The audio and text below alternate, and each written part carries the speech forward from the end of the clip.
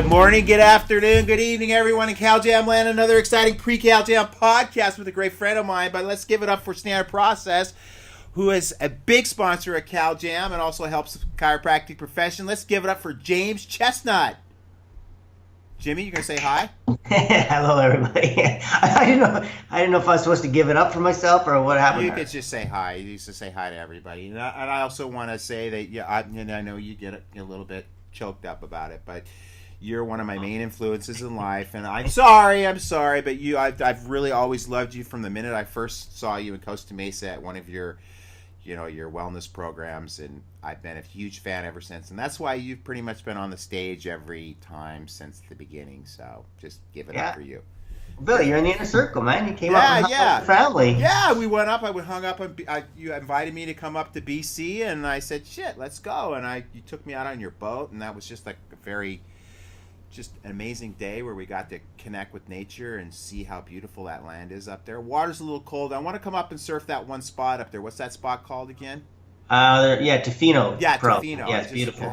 I was just surfing in Northern California, and I don't know if I can do much colder than that. It's about the same, dude. It's cold. Yeah, I know, and I can handle it. I just have to just suck it up a little bit. All right, so what's new in James Chestnut land up there? I don't know, man. We're really firing along with these evidence-based protocols now. It's we've got over 50,000 patients assessed, and we've got clinics in I think 15 countries now, and we're sort of actually literally measuring the degree of subluxation, not just if you have one or not, black and white, but the degree of it. And so now we can show as other parameters of health improve, we can actually correlate that directly to the actual subluxations being corrected. We've got a really great spinal health measure. So yeah, I mean, it's really starting to take off. I've got my new newsletter kicked off now in January. So for I do a monthly research review, and I do also a chiropractic and health and natural connection for patients, and I also do an eat well, move well, think well one for patients. So yeah, lots of new stuff, Billy. Yeah, it's exciting. I mean, it's an exciting time to be a chiropractor right now. It's an exciting time to be a person on the planet because I'm seeing some positive changes going on in the world. I mean, I know you're probably not ecstatic about some of the things that happen politically here, but I am, and I'm also ecstatic about the fact that our friend appointed Robert Kennedy as to head up the vaccine safety. What's your opinion on that? I'm ecstatic for that, Billy. Okay, good. And I haven't let the cat out of the bag yet, but you were excited that when I told you that Robert Kennedy will be at CalJam this year. You want to kind of meet the guy, huh?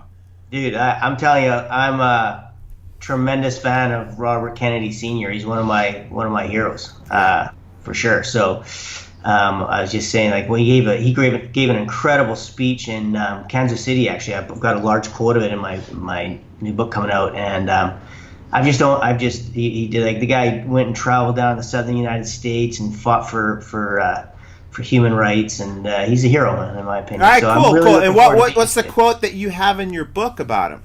It's a long one, man, but he just talks about give us how we measure success, how we can't do it with money, and how when we look at gross domestic product only and growth, and how that just ruins us and destroys the planet. I mean, this is back in the '60s, and how we have to, look at measuring, ourselves by how we treat the least of us, and that you're not the greatest country if you have the most rich, but I mean, and to paraphrase, right, but the fewest poor, and that it's just sort of, it's my view, right, which is to say that we have a responsibility to make sure that everybody has equal opportunity. That's very important to me. Yeah, cool. Now, for health too, obviously, right? Of course. And do you foresee in the future that we're going to have some radical changes in the real reality and truth about vaccines coming out, or what's your opinion on that? Yeah, I mean, or do my you think thing that is Big Brother or Big Pharma will still come in and kind of shut all this down? I don't know about that, Billy. I mean, I'm guessing they would like to, but my view on the whole thing has always been, you know me, dude, I'm an evidence-based guy. So what I say is, the moment someone says publicly that all the data's in, we don't need to look at it anymore, I start to get really scared and nervous and skeptical, because I should. I mean, we still study gravity, Billy, and we've sort of been convinced about that for a long time. So there's no topic I know of in science anywhere in any field where a scientist would say We shouldn't look at it anymore. Right. You know what I mean? We've got all the data we'll ever need and all the evidence we'll ever need. We're just not looking at it anymore. When I hear that about anything, and you don't hear it about anything other than vaccines, I get nervous. Right. And skeptical, as you should. Right, of course. And there's a certain degree of the science that's out there that I don't feel is really credible science that also promotes the whole vaccine agenda. I think there's credible science for, let me put it this way. I don't think it's an absurd hypothesis to say, look, a lot of these diseases, the incidence has gone down. Now, why they've gone down, is it sanitation? Is it a combination of vaccination and sanitation? I mean, are they safe? Have we tested them up? I mean, all I would say is that if you jump into the debate with an opinion already, a strong opinion that you already know everything, you're going to end up making mistakes either way. So my point is to say, look, let's look at it. Let's do research. I don't see any problem with doing research. I do see there is absolutely a lot of evidence about misinformation is being disseminated, right? Right. So that doesn't prove the whole hypothesis one way or the other. But the fact is, when people do dishonest things, it makes you want to dig deeper. Let's put it that way. Exactly. And then you're a guy that's all about like gene expression, not trying to alter physiology. Wouldn't you feel that the whole process of vaccination goes against that premise for what you believe in? Well, it depends. I mean, I suppose you could argue that if you're exposing the innate intelligence or the human genome to a pathogen and allowing that genome to express its own antibodies, which it has the genetic ability to do, I suppose you could argue that could make some sense. And I would say, yeah, I mean, so for me, I've always said this, that the concept of vaccination doesn't offend me in any way. But I agree with you on that. Whether or not it's proven to be safe and effective and harmless and required, those things are debate. Those things are big questions. But if you could naturally expose somebody in a small way to something and allow them to build up their own natural immunity to it, I don't think that in and itself is a crazy idea. Right, but let's also step back. You said expose the person to the pathogen, but you're exposing the person to the pathogen, but also many other substances. Dude, exactly. It's toxic to human health. I mean, so. Of course, Billy. Okay, and then the other point would be the question, like you said, what was it? The fact that we cleaned up public health. And I've always kind of had this question in the back of my mind, like, how do you do real research on somebody when there's so many variables that you have no control over, whether the person goes home and drinks a 6-pack of Diet Coke or eats super healthy or watches a lot of TV and has, a tremendous amount of stress just from watching. I mean, there's so many variables that are outside our control that we can't measure. And again, there's the whole That's the problem with all epidemiological research, Billy, is that it's not causative, right? It only looks at correlation, so it's very difficult. So the only way to do it would be to and I suppose you could use animals, but my view on animal testing because I think it's immoral. It's but totally the only way immoral. to design a proper study to answer the question would be to fully vaccinate a group of people and not vaccinate another group and then expose them all to the pathogen and see. Yeah, but then again, you got the variable, what kind of lifestyle does each one of those individuals have? And if somebody's had I understand, but if you get enough people, Billy, then the type of lifestyle they have averages out statistically. That's the whole point of randomized controlled trial design. So But what I'm saying is that would be the only way to do it. That's never been done. And so it probably will never be done. I'm not saying, pardon me? It will probably never be done. Oh, ethics won't allow it. But I'm just saying, as a scientist, that's the only way to answer the question. So without that, what we have is if you've got a segment of society that would be willing to do it, why wouldn't we do something like that? Because there's a lot of people that don't want to vaccinate. Why don't we just take that group of people? And then I had a little discussion with Dave Asprey, who says, well, most of those people don't go to doctors. And I go, exactly. People that don't believe in the vaccine process don't go to doctors, so they don't get that stuff diagnosed. And it's like, well, they don't need to go to doctors because they're typically a healthier person. And that's another thing. He said, well, people that don't believe in vaccines are usually a healthier lot. And I'm going, exactly, because we live congruent to gene expression. We do things like eat healthy, we exercise, we do specific things that make us healthier. It's part of our whole paradigm and our belief system. Right. I mean, I only say this, Billy. I don't believe or not believe in anything. I try to find evidence. So I form an opinion based on data, if I can, if there is some. If there isn't, I think you should look for the data to form an opinion. And so I'm not willing to wade into the debate and say no one ever, at any time ever, should ever have gotten or should ever get a vaccination. I don't have the data to support that. Right. But I'm also not willing to say, that what's going on now is something that there's an enormous amount of valid data to support that. So I always said, I always looked at the flu shot, because the flu shot was one which you could actually get some data on. And so I always suggest to people, look into that. And then what you realize is that you do have people who get it and don't get it, and there is some better data on that. And so it's pretty revealing data, I might add. I'm not really supposed to talk about vaccines because I'm from British Columbia, so I was just going to ask you that. My board precludes me from getting into any specifics or making a recommendation one way or the other, which is fair enough. I don't think it's fair enough, but it is what it is. But I will just say to people, I always think that the canary in the coal mine is the data on the flu vaccine, because we have data. Right. Because it's different every year. We don't have this huge population that's had it, and now we can't figure out, like you were talking about, all those variables. Each year we have a new cohort because there's a different vaccine and a different virus. And so now you can look at some data, and the data on the flu shot, if you look at the data on the flu shot and also look at the recommendations for the flu shot, you'll find that they don't correlate well. That's a nice way of saying they don't work, so in my opinion. But don't you feel that there should be substantial evidence before any medical interventions basically made mandatory in, say, like what we've got going on in California? Yeah, I believe that you have to. Yes, I do. It should be unquestionable research before you recommend. If people want to decide to do it on their own, that's up to them. But when you make it mandatory, there should be significant.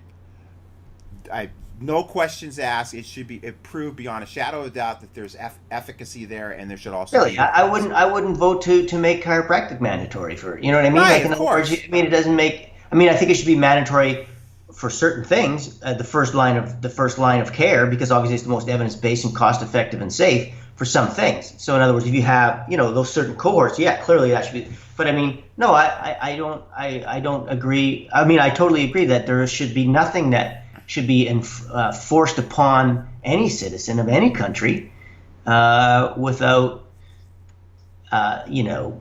convincing data. Now, some people would argue, mostly have the ones who haven't, lots of them haven't looked at the data on both sides of the debate.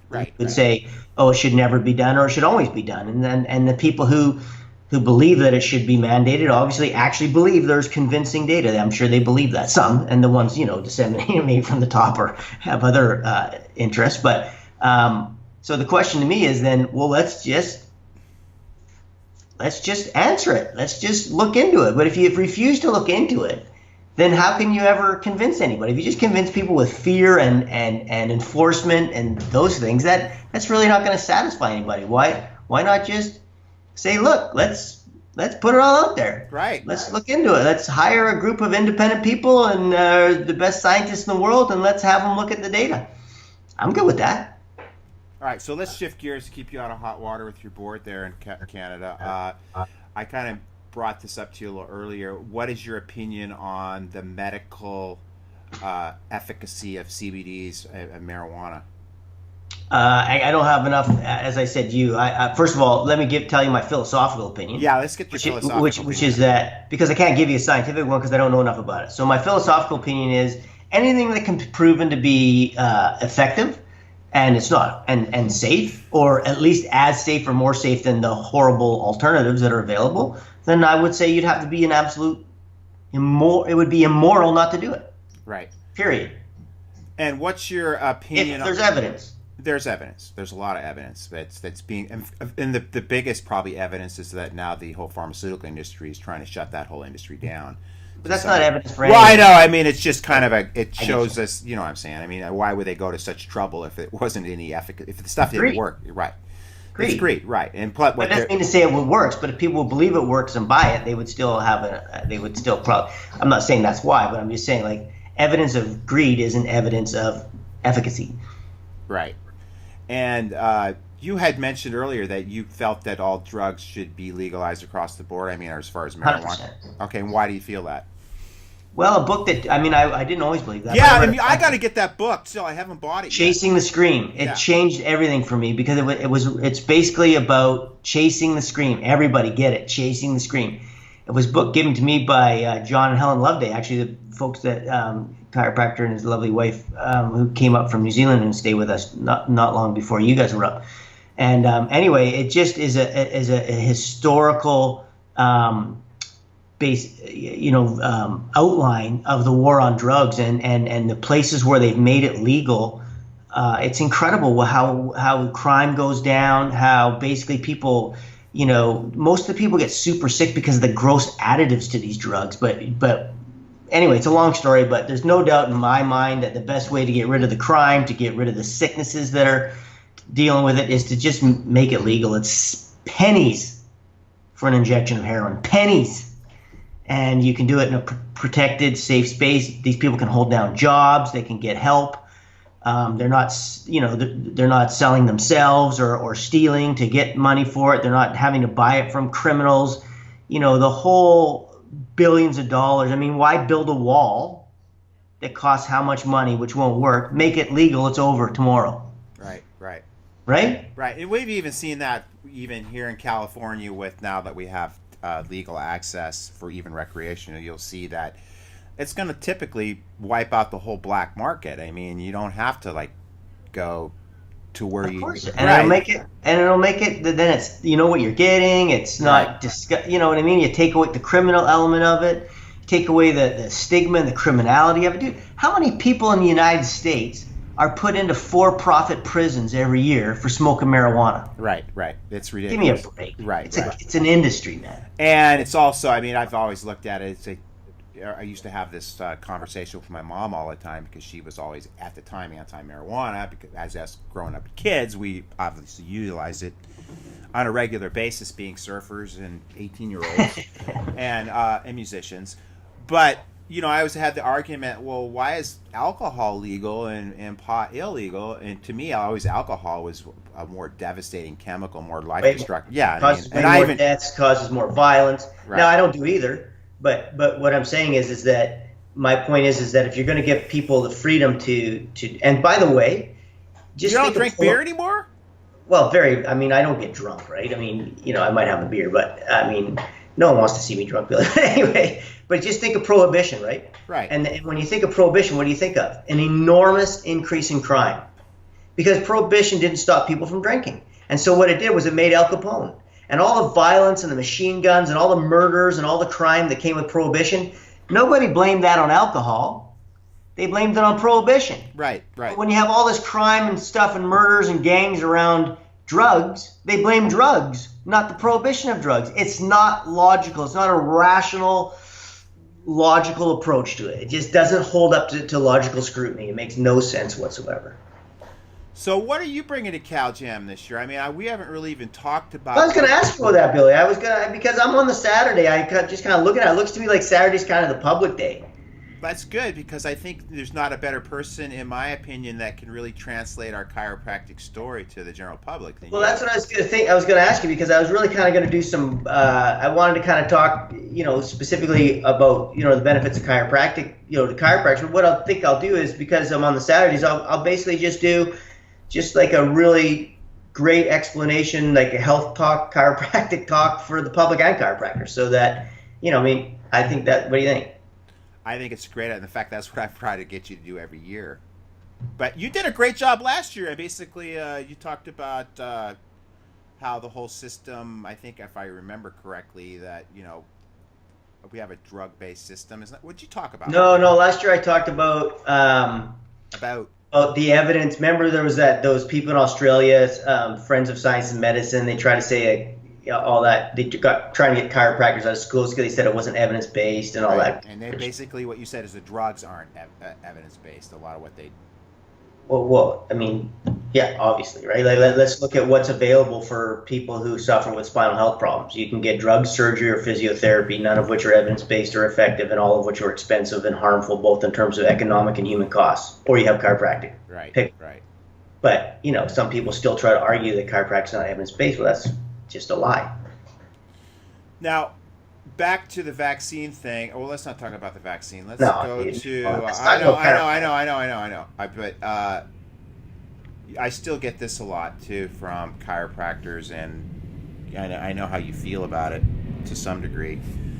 But they really don't feel that talking about anything other than chiropractic. That's why I was going to throw the vaccine thing in there. Whether it's vaccines or nutrition or lifestyle, isn't part of being a chiropractor, or is something that shouldn't be discussed in a chiropractic office.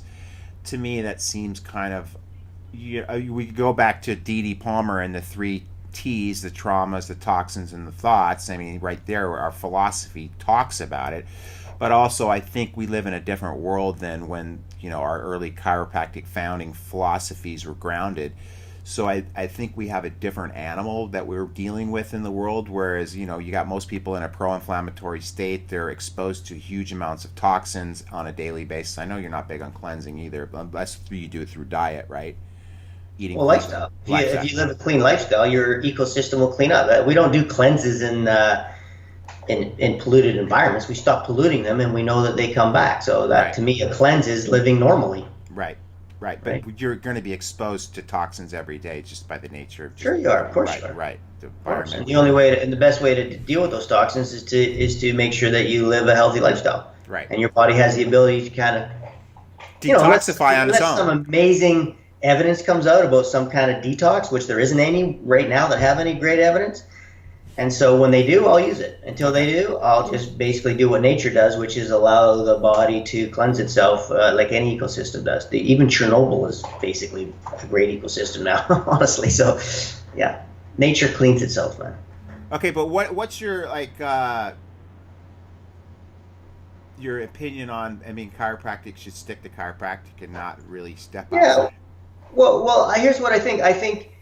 Well, I don't send my kids to a dentist who doesn't mention that maybe they should brush their teeth, right? So I guess I could go to a dentist who says, shut your mouth, lie down on the table, open your mouth. All I'm going to do is look at your teeth. I'm going to fix the cavity and then get out. Right. I'm not talking to you about flossing. I'm not talking to you about brushing. I'm not going to talk to you about sugar. I'm not going to tell your kids anything. Now, I have the freedom to go to that dentist, and that dentist has the freedom to practice that way. My question is, which dentist is going to have the better impact on dental health? The one who doesn't say anything about the other factors that are involved, or the one who does?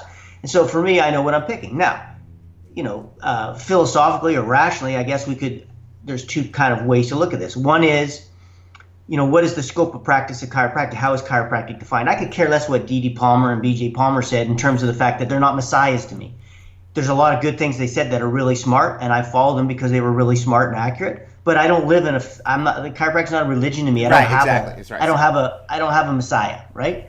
And so my messiah is the truth, and anything that can help a patient that's sick get better. That to me is it. Yeah. So my point is, I guess you could say as a scope of practice that if your scope of practice allows you to do things, I think we could define chiropractic as assessing and correcting issues in the spine. I'm okay with that as the definition of chiropractic.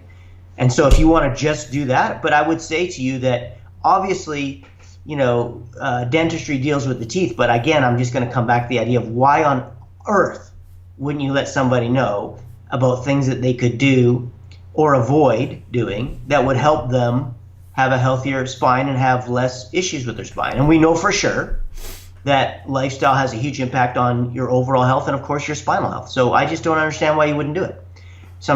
It makes no moral sense to me that you would have somebody that you could educate. Now, I don't think you have to be a counselor. I don't think you have to do talks in your office if you don't want to. I mean, that's why we created an online education and even a full online lifestyle plan. Well, like my whole model is to say for people, look, a lot of people just want to be hands-on chiropractic, as I term it, and hands-off lifestyle.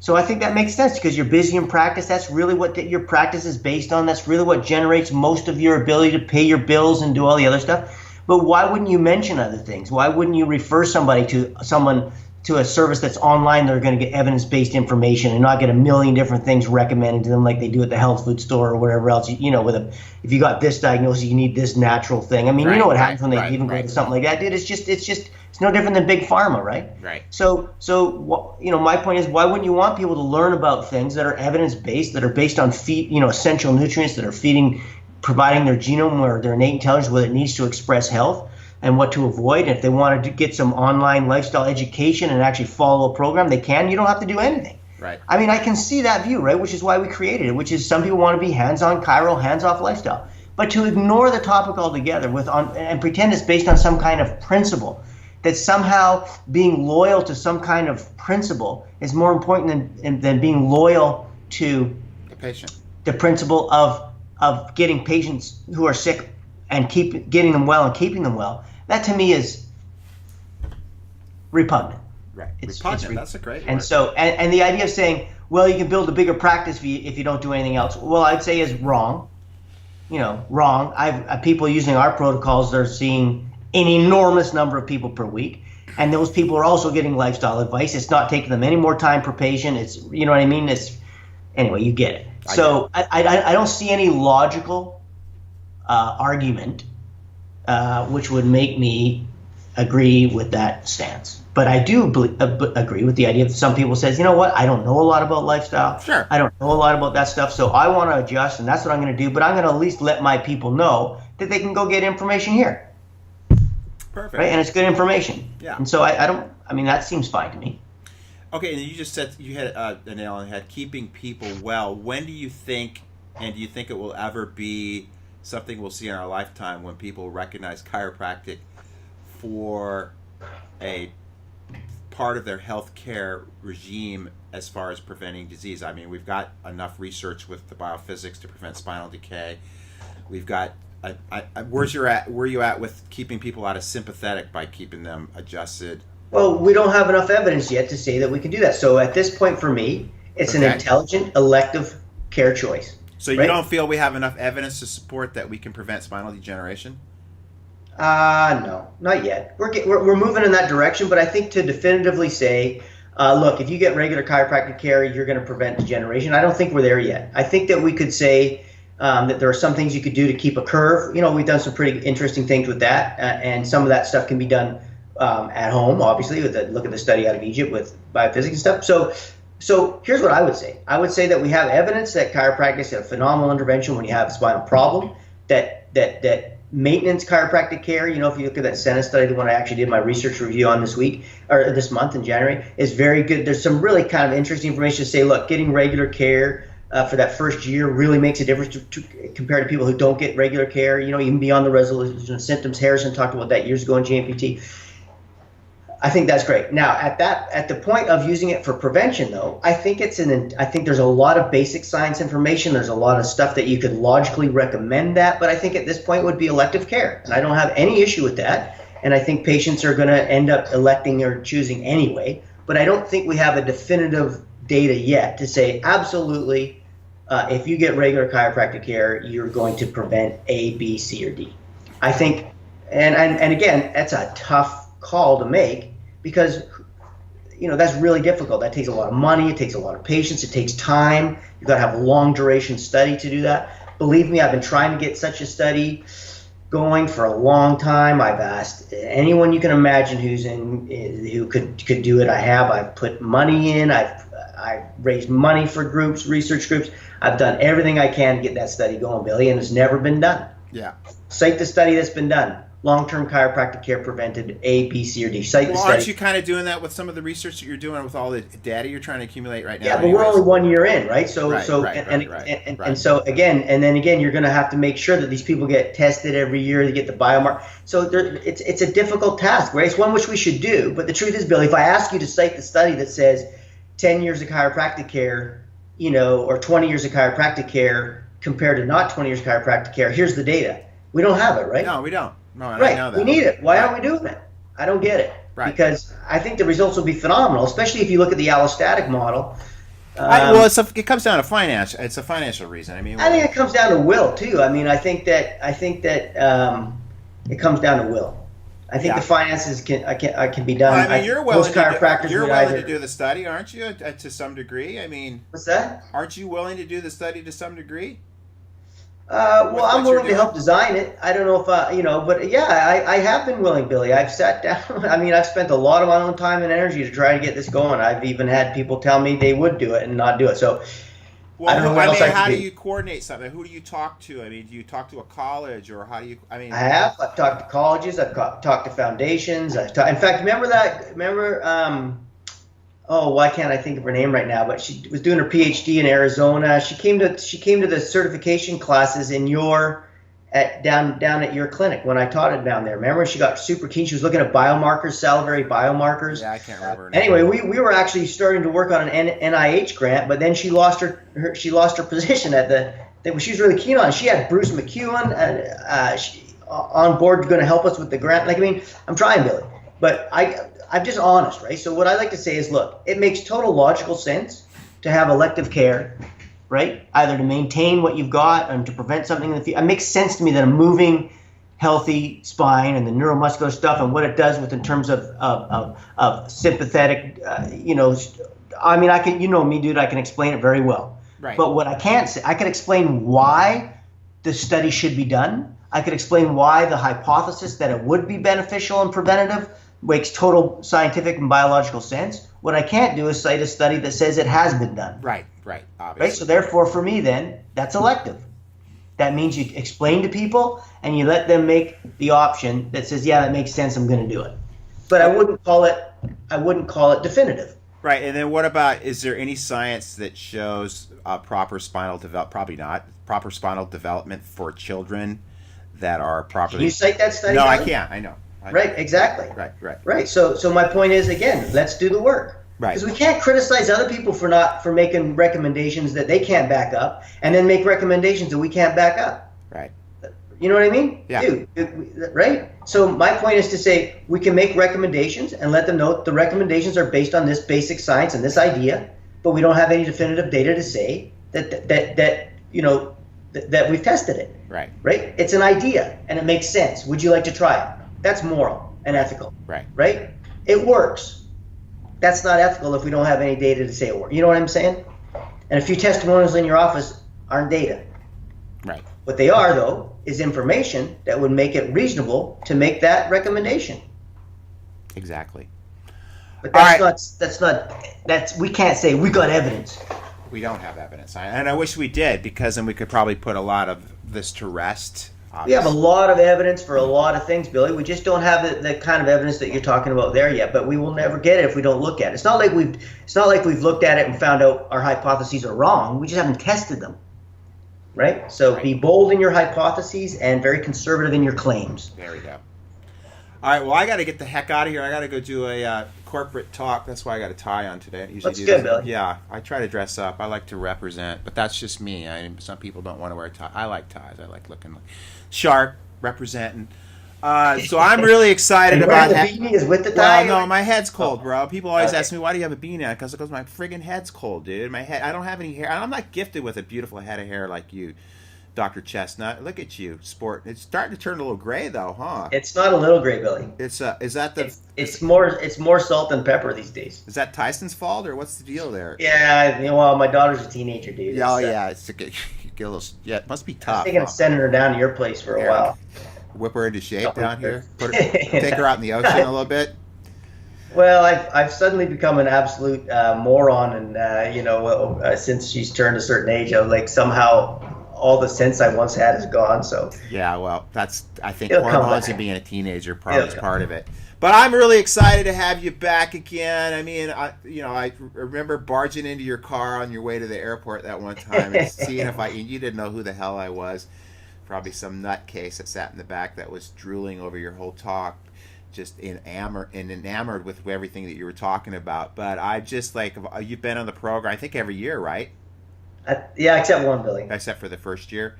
What's great? It's a great place to basically let your hair down. I love making chiropractors understand how great they are. Yeah, that's the whole thing. But that's the whole thing with CalJam. I'm not the faith, confidence, belief guy.